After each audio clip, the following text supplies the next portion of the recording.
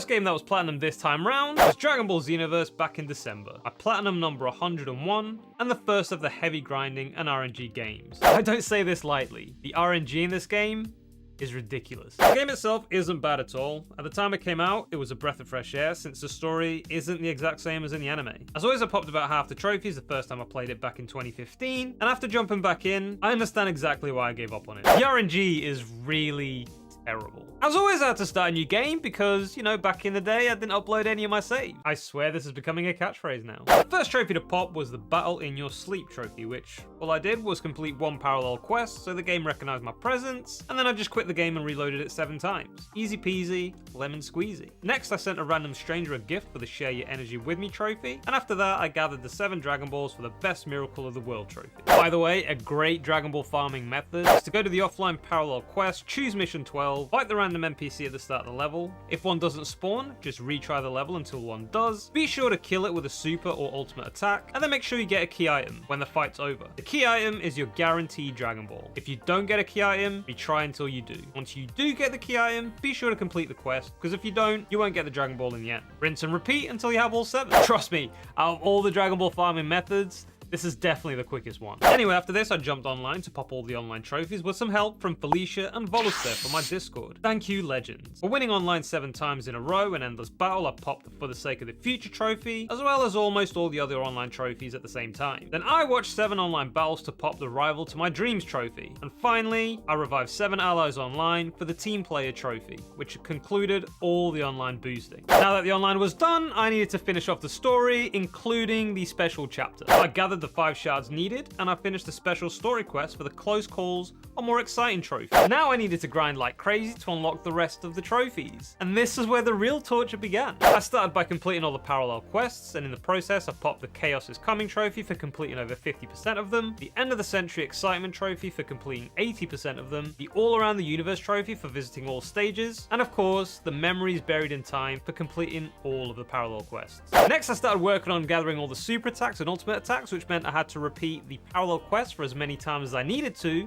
for these moves to drop. And this is where the game really started grinding on my gears, because it's all RNG. Of course it is. Let me tell you, the RNG gods were not on my side. I can't tell you exactly how many times I had to repeat the parallel quests at this point, but it was definitely tedious. Anyway, I did this as well as the training side quests with a different character, since you also unlock super and ultimates from these. And as I did this, I popped the heroic training trophy for completing my training with Goku, the superhero training for completing my training with Gohan and Videl, the bio android training for completing the training with Cell, the fusion training for completing training with Gotenks, the android training for completing training with Android 18, the world champ training for completing training with Hercule, and the destroyer training for completing training with Beerus. And with that, of course, the Rainbows Form in Your Eyes trophy for maxing out all the relationships with all the instructors. And even after all this, I had nowhere near the amount of super and ultimate attacks that I needed for any of the trophies. So I just had to repeat parallel quests again and again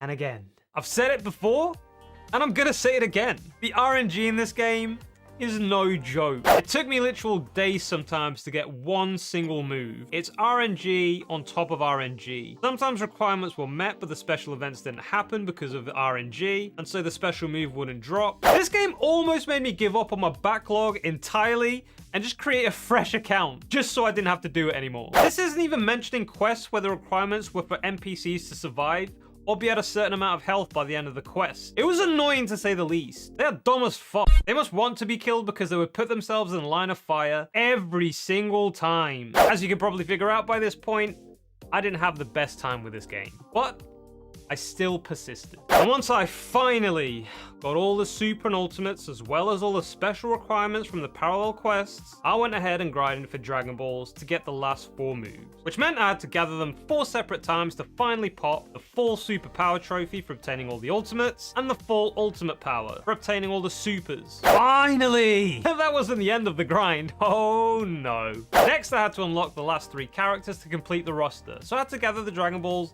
another 3 times to finally pop the Greatest Warriors trophy, as well as the elusive Platinum trophy. My god. I thought the grind in Digimon was bad, but this definitely tops it. The RNG is ridiculous in this game. To anybody who's platinumed this game or is in the process of trying to platinum this game, I feel your pain. Not sure exactly how many hours this platinum took me, but I was playing this game on and off for about 6 weeks. And just to give you guys a tiny bit of an idea of how bad the RNG is, I had to complete the parallel quests 448 times. There's only 55 parallel quests in the whole game. What a joke. Next we have Unravel 2. This is not a platinum game, nor do I think it will be. I only bought this game because my wife wanted to play co-op games similar to Rayman. We played it for about 3 hours in total, and she never wanted to play it again. It may have been because I was raging a little bit with her because she wasn't getting the buttons right, but you know, probably not. Anyway, I'm left here with this massively deceptive game that makes you think that the platinum's gonna be easy, but it's absolutely not. The platinum is a freaking nightmare. This is not like Rayman.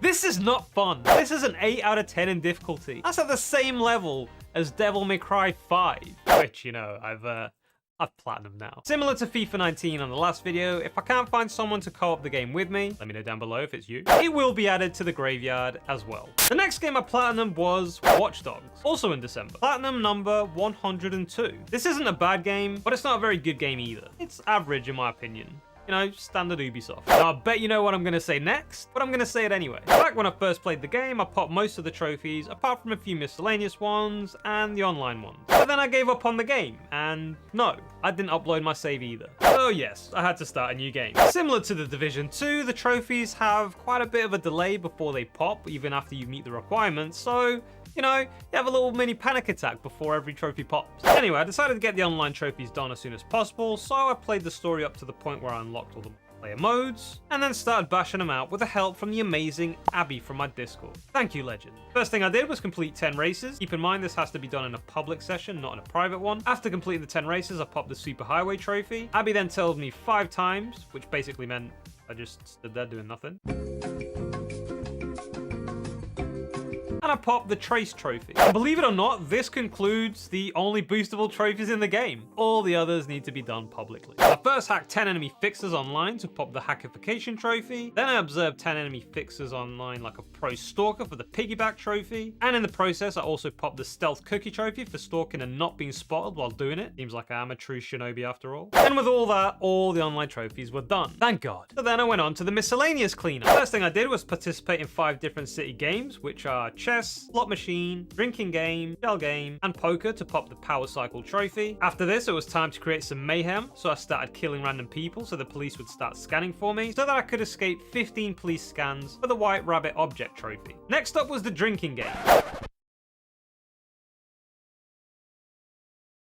That I did the drinking game in Watch Dogs. I completed 10 levels with each of the opponents for the social lubricant trophy. Let me tell you, this is the most frustrating trophy of them all. Not to mention it's absolute bullshit. Anyway, after this, I did all the different investigations the game had to offer, but to get to the specific trophies, I needed to progress a bit further in the game and unlock a few different weapons. While doing this, I killed 4 enemies with a single instance of focus to pop the magic smoke trophy. Except when I did it, I forgot I wasn't recording. Then I escaped the level 5 police scan for the scan proof trophy. I thought I didn't get the trophy, so I stopped recording, and then after I stopped recording, the trophy popped, so, you know, Ubisoft. And I also killed 3 enemies with 1 IED for the Black Hat Trick trophy. Once I progressed in the story as much as I needed to, I popped the Saturday Night Special trophy for completing the final mission, the Weapons Trade Investigation. I redid all the other investigations as well, and so I also popped the They Call Me the Vigilante trophy, as well as the Platinum. This was a fairly easy one to do because I did most of the trophies back in 2015 when I first played the game.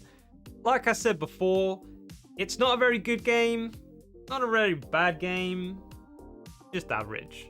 But that's just me. In total, this platinum took me about 5 days to get. The final game today is Assassin's Creed Unity. I did this one back in January. Platinum number 103. I'm not gonna lie, I enjoyed playing this game again. After Watch Dogs, it was a pretty significant improvement. But then, you know, I played it for a little bit longer and, you know, I changed my mind. Game is awful. And the loading screens were way too long. Anyway, like every game I talk about, I did most of the trophies back when I first played the game, apart from most of the online ones, some of the miscellaneous ones, and the collectibles as well. Also, as always, I had to start a new game because Asfaruski didn't upload save files. Again, First thing I did was play through the story, making sure I did all the side objectives as well as all the open world clearing as they become available. First trophy to pop was Needs More Data. This was for earning data in 3 different Helix rifts. While I was playing through the story, I witnessed the brilliance that is an Ubisoft game with its technical flawlessness, absolutely magnificent realism. Anyway, the next trophy to pop was the I Want It All trophy for completing all the single player mission challenges. After the story was finished, it was time for the collectathon that Ubisoft usually gives players, the map clearing tasks. First thing I did was free 10 trapped assassins and rifts for the Thor trophy, as well as complete all the rift missions for the No Man's Land trophy. Next I bought all the social clubs and did all their missions for the An Old Internet Meme trophy. In the midst of doing this, I started getting the co-op trophies with the legend himself, Vault Boy Steve. Thank you, brother. First of all, I strangled 10 enemies in a mission to pop the Merciful Killer trophy, and got all the rewards in a mission for the Share the Wealth trophy. Next I revived Steve for the Never Say Die trophy, and shortly after that, it didn't take long for us to get sick of the multiplayer, so we took a break. Until the next day. I went back to the collectathon and solved all the enigmas to unlock the medieval armor for the From the Past trophy. Then when the next day came, Steve and I went back to completing all the co-op missions and heists to pop the Visited Once trophy. Thank you once again, Steve, for enduring this torture with me. And after this, of course, I went back to the collectathon. I collected all the cockads for the Tricolor trophy, and then I opened all the chests for the Curiosity trophy. Next, I unlocked all the skills for the I Got Skills trophy, and after that, I completed all the training missions for the Know It All trophy. Finally, I performed the ground execution for the And Stayed Down trophy, and dropped 20 money pouches for the I Don't Need It trophy. And of course, the platinum with it as well. This was a hell of a grind, and a buggy mess as well. I'm glad it's over. Keep in mind, I still prefer this grinding to that stupid RNG that Dragon Ball Xenoverse gave me. This game took me roughly around 2 weeks of playing it on and off to get the platinum trophy.